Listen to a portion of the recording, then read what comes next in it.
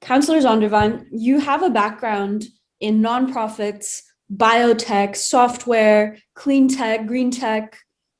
What was it that sparked your interest in activism and local politics in the city of Cambridge? So I've actually been an activist since I was in college. As a freshman, I first learned about climate change and immediately became active and helped set up the recycling program and the student environmental organization on campus at Eckerd College. And I carried that activism with me when I came to Cambridge to study at MIT. At MIT, it's pretty all-consuming, so I didn't have a lot of time to devote to that. But once I had graduated and I started working and started raising our kids, I realized that we still weren't properly addressing climate change. And then I saw an advertisement for the Climate Protection Action Committee, which advises the city of Cambridge on climate change. And I thought, I did some work on climate change when I was in college, and I've been following the issue for many years. So I thought I could be of use on that committee. So I applied and they accepted me. And the first thing they asked was, what aspect of climate change do you think we should be looking at? And I said, because this is like 2008. So I said, well, what are you doing to prepare for the climate changes that are already happening? Because, it's kind of too late to prevent most of them. And they said, well, we haven't really done anything about that because, we didn't want people to think that we couldn't prevent climate change. And I was like, it's too late. And they said, yeah, they agreed. So they agreed to do a climate vulnerability assessment, which has been completed. And now the city is going through a climate change preparedness process. So I ended up serving on that committee for 9 years and chairing it for 3 years. And that really got me involved in Cambridge in the climate change scene. And through that committee, I ended up meeting the people who were running Green Cambridge, which is the local environmental nonprofit. And they told me they were going out of business, that they were burnt out. So I ended up taking over that organization in 2011 and reviving it into what it is today. And so, those were really the two main entry points. I also helped organize the Climate Emergency Congress in 2009 and again in 2016. So those are some of the major places where I got involved in Cambridge specifically. Recently, you fought hard to pass strong ordinance that would begin to integrate green roofs, including solar, on top of new buildings larger than 25,000 square feet. And we're curious what insight you've gained throughout that process of advocating towards fellow city council members.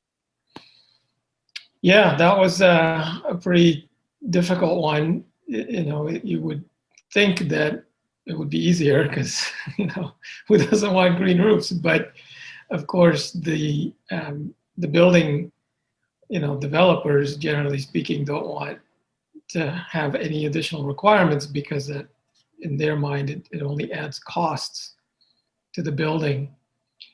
And, what was interesting about that whole discussion is that one of the councilors introduced an amendment that basically said, well, you can do green roofs or you can do solar.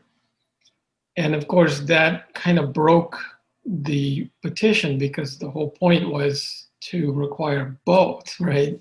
So you put a green roof and then you can put solar on top of that if you want, but it's not green roofs or solar.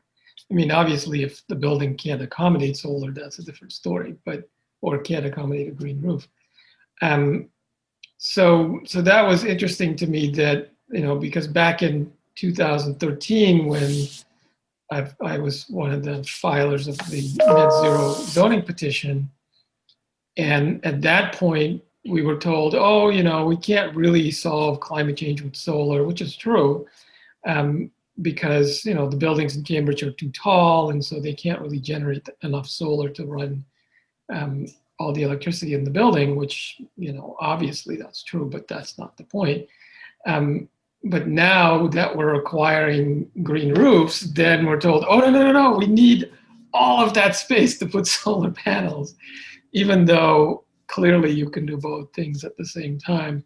So, you know, it's just always the commercial interests who are trying to prevent these requirements. And, you know, in the old days, they used to be able to just say, no, we don't want it. And then the council went along. Now the council has shifted, right? And they have to be more sneaky about it, because, you know, they can't just say, no, we don't want it, because then the council's like, well, wait a minute, we have all these people who want us to do stuff about climate change. So they have to be sneaky and say, well, we have to do solar or green roofs, because we don't believe you that we can do both. So that was an interesting little lesson for me to realize that the ground has shifted, you know, and that the argument is no longer about, you know, doing stuff or not. It's really about how, you know, they're really trying to deflect as much as possible what they can do, but we can, you know, use that to propose new requirements, because at the end of the day, they have to accept that we're going to continuously impose more requirements, because we have to get to zero by 2050. I appreciate the detail, and I'm so glad we're recording, because I want to capture that detail. One question I have for you that I'm personally very curious about is, what advice would you give to a young person who's serious about running for office and one day serving as an elected official? Or to put it another way, what is some advice you would give to your younger self? Yeah, that's a good question. I have to think about that one. It's you know, it's a difficult job, but that doesn't necessarily translate into useful advice. But I would say the most important thing is to constantly remind yourself that you can't do it alone, and that you have to find your people and you have to work with your people, because it is just not possible. You know, like even the green roofs example, right? That was Mothers Out Front really pushing that forward. And then we were able to do our jobs inside city council. But without that groundswell from the people, we can't really make meaningful change, because you're always up against these, you know, entrenched interests who have a lot of influence. I remember a few years ago with the Climate Action Business Association, we were lobbying our state legislatures on solar incentives, and we had scheduled a meeting with one of the legislators, and he was running late, so his staff let us into his office to wait for him. And he had this whole pile of papers on his desk, but on the very top was a presentation from Eversource. And, you know, I just picked it up and leafed through it. And of course, it was all the reasons why Eversource didn't want him to improve the solar incentives. And so when he walked in, I said, so I see you've met with Eversource. And he was like, yep. And I said, you know, clearly they don't want you to do this. And he's like, nope. And, you know, it was just another reminder. It's like, we have to do so much work to get 5 people to show up in his office and say, would you please, you know, improve the solar incentives? And then Eversource just calls him up and they're like, hey, we're going to come over and do a presentation, you know. And he weighs that one presentation against like 100 of us meeting with him and saying we want it. So, you know, that's the only way we can we can defeat those interests is that if we have a real groundswell of the people, so that the politicians just can't ignore us, right? Because they know that those people vote, and if they keep disappointing the voters, then eventually they'll lose their job, and the voters will just elect somebody else who will do what we want. So that's really the key, is that you just have to work with the people, and you have to have the people behind you, otherwise you can't really make meaningful change. Lots of building materials used to improve energy efficiency derived from petrochemicals manufactured out of state, many of which are very toxic.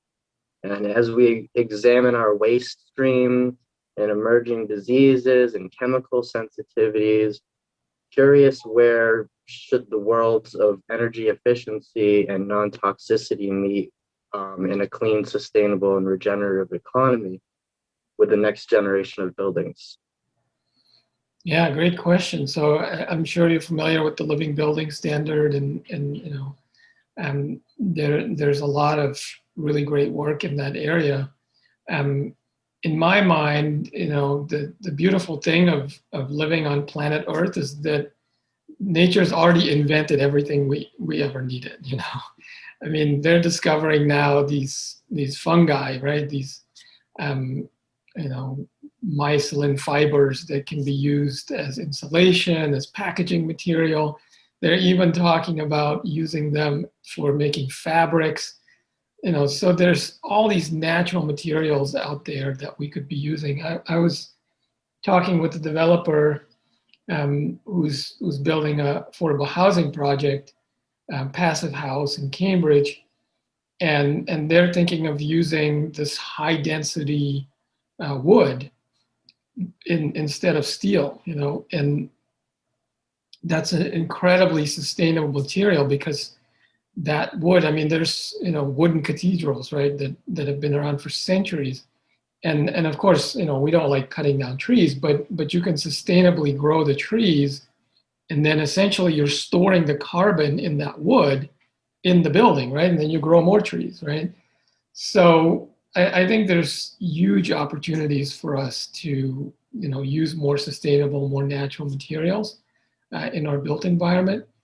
And, you know, the other piece of that is that we have to account for the emissions of our construction, right? And so as part of my Green New Deal zoning petition, I'm pushing for that, so that the buildings would have to account for their embodied emissions, right? So that, you know, the materials, the transportation of those materials, you know, the construction machinery, all of that emits, you know, carbon dioxide equivalent greenhouse gases.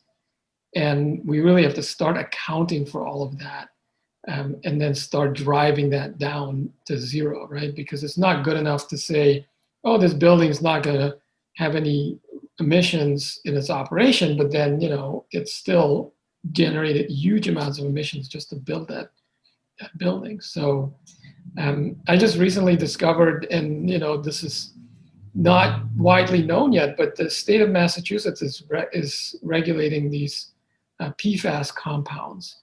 And, you know, they've been around for a long time, and it's well documented that they really have negative health impacts. And it turns out that, you know, Cambridge water barely meets those standards that are now being imposed by the state. And so we have to spend millions of dollars to scrub these PFAS chemicals out of our water supply, you know. So these arguments about, well, it's cheaper to do it this way, it always comes back to bite us, right? Because it's not cheaper, because we have to clean up this mess later, and, you know, we suffer from diseases and other health impacts as a result. So, you know, I think there's a lot of opportunity there, but it requires a lot of education, and again, a lot of push from the people, because, you know, the for-profit industries don't care. You know, they only care about making money. So we have to really push them to care about these issues,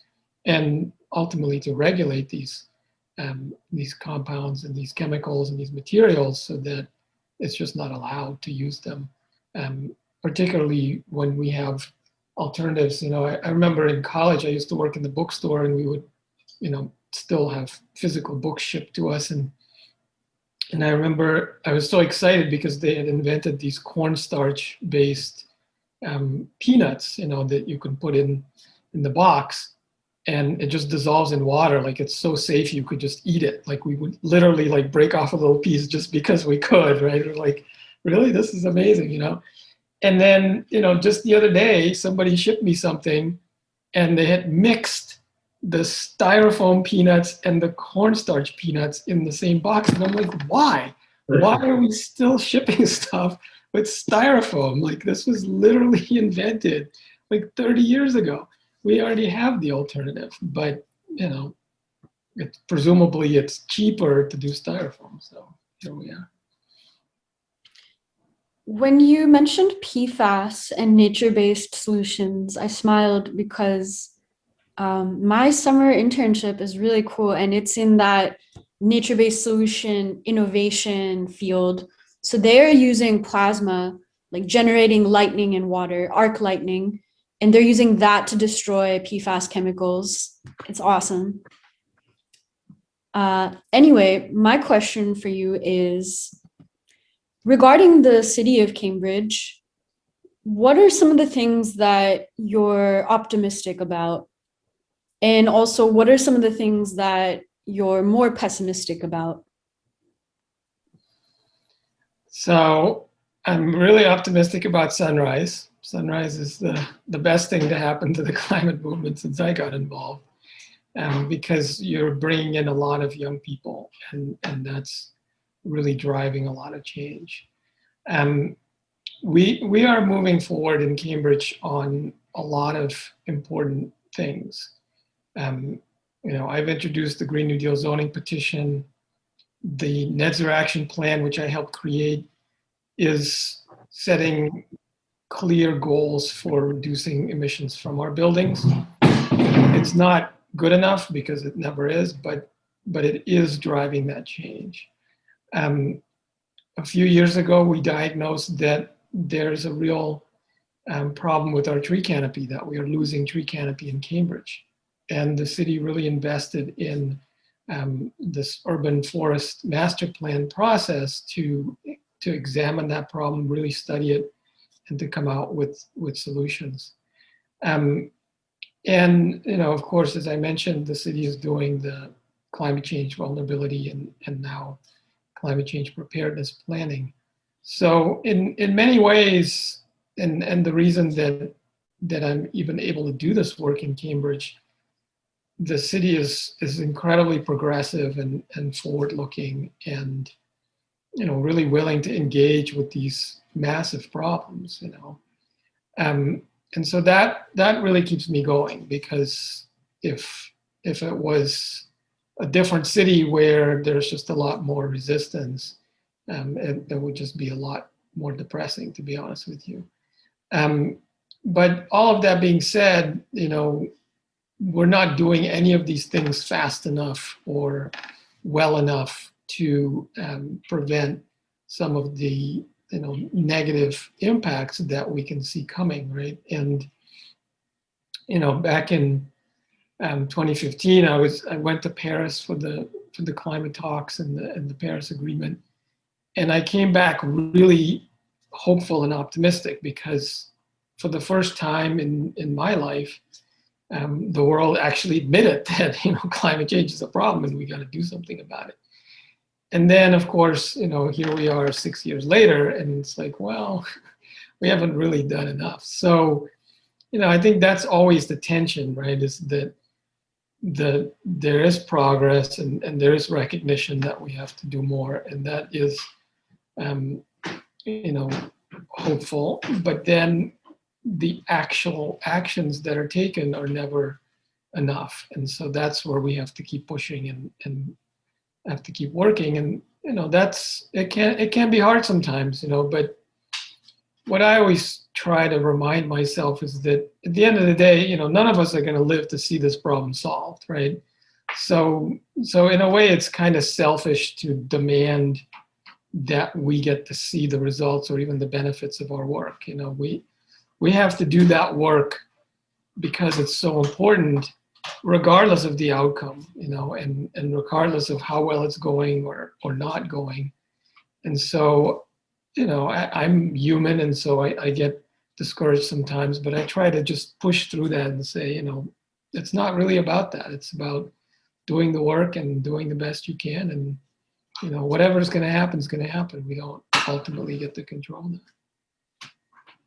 Biotechnology has made huge contributions to public health, but could be more sustainable, equitable, and environmentally friendly.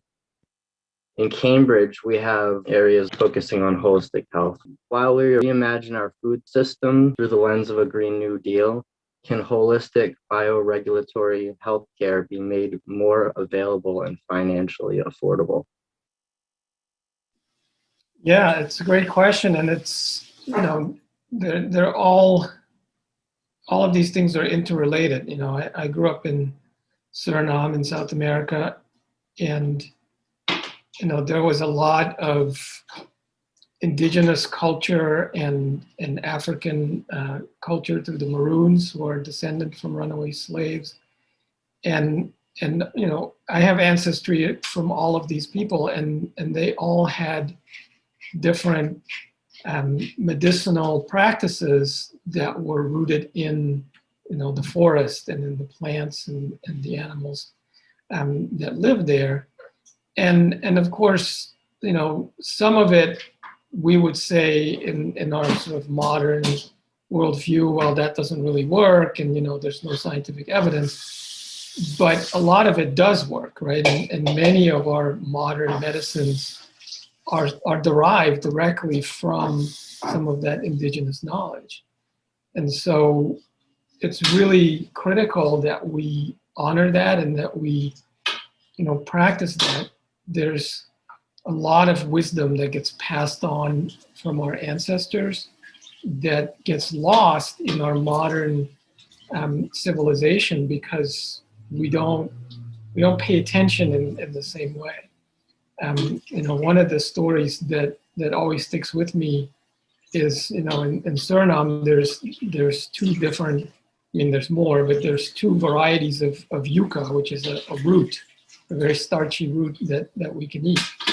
And one variety is very poisonous, and the other variety is not. And you can buy the non-poisonous one in Whole Foods here in Cambridge, but the poisonous one doesn't get sold in the United States because it requires extensive treatment in order to eat it.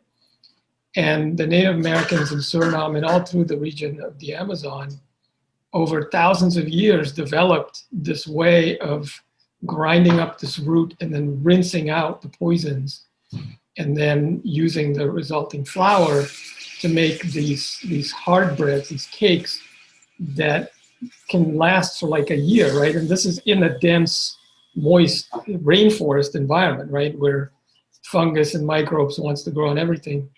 But because there's trace amounts of poison, I think, left, that particular flatbread can be preserved for a long time without harming, the humans who consume it.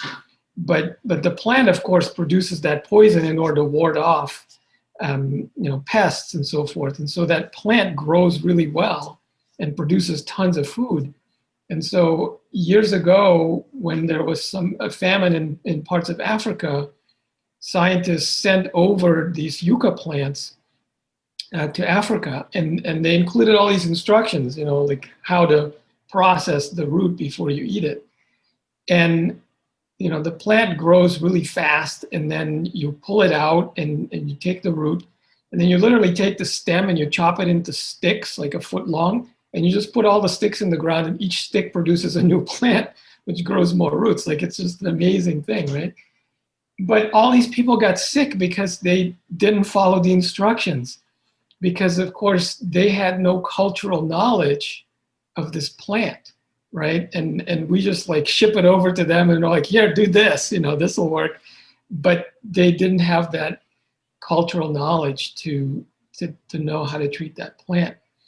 And, that's unfortunately how we live, right? Is that we've lost that connection with our ancestors and with nature. and it's really important to rebuild that.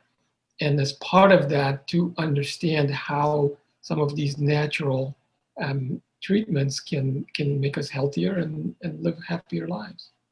I'm really surprised and happy that you shared this anecdote about the plant medicine, because I say the same thing. I tell everyone I meet, I tell them about, like, there's some really cool innovations that were discovered in the Amazon jungle. I was there. I witnessed it. It was amazing. Have you heard of the book, The Cosmic Serpent? No. I think you would enjoy it when you're not so busy. Yeah, The Cosmic Serpent by Dr. Jeremy Narby. He was an anthropologist, and he took the time to live with these tribes and study what they were doing. And now the scientific explanations are beginning to come out. For example, with the ayahuasca ceremonies, it was discovered that they are involved in some kind of repair of epigenetic damage. So when people absorb a lot of trauma, it can lead to all kinds of physical ailments. And these ceremonies, this very particular approach to plant medicine, can undo some of that trauma and be very, it's a therapy, and it's very healing. So, but you made a great point that if you don't follow the instructions, it doesn't work. So if somebody tried to convert that into a pill, you're not going to get the same result. So well said. What do you like to do for fun? I think we're all very curious about that. What are your hobbies? I have a lot of hobbies, but I invest a lot of time in music. I like to play drums and percussion. I play in a jazz ensemble. Of course, I haven't been able to play because of the pandemic. I actually just recently got an email from the group, and they're like, "We're getting vaccinated. Let's get back together." So I'm looking forward to being able to rejoin that. I like to make art. I like to do drawings, mostly of nature and birds in particular, using colored pencils. I've been doing that since I was a teenager. And I like to do a lot of writing, science fiction and poetry, sometimes even about climate change. So those are some of my hobbies. I also spend a lot of time reading, and I love being outdoors and going for hikes and just spending time out in nature. I have the luxury and the privilege of having a little garden, and I spend as much time in there as I can growing plants and observing insects and enjoying nature. The Starlight Square is an amazing effort started by the Central Square Business Improvement District, flagship street studio, and Boys Watson Architects community. Building community through outdoor performance, learning, dining, and dialogue. What is it like to you to see Central Square evolve so drastically for the good and the bad throughout your time at City Council? Yeah, it's really a great space. And I don't know if you know the full story, but there's a resident of Central Square, a very special resident named Peter Valentine. And he's been telling us for years, actually, that we should rename Central Square to Starlight Square.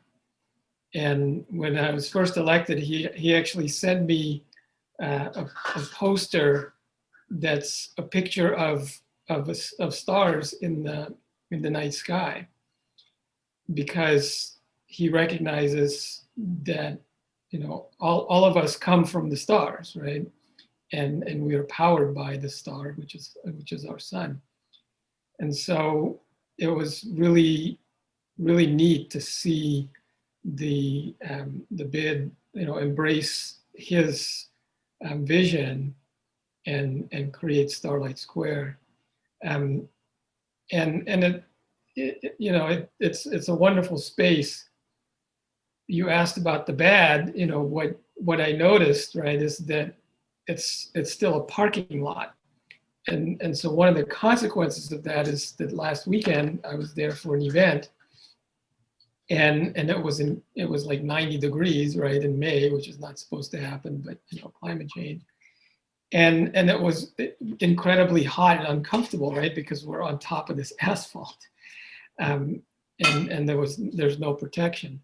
So, I think it should serve as a real reminder to us as well that, it's not a good idea to pave all these spaces, and create all these heat islands. And that if we want to create an outdoor space like Starlight Square and make it into a more permanent amenity, we should really think about, what kind of surface we can use that's more natural and that is more cooling, so that everybody can be more comfortable.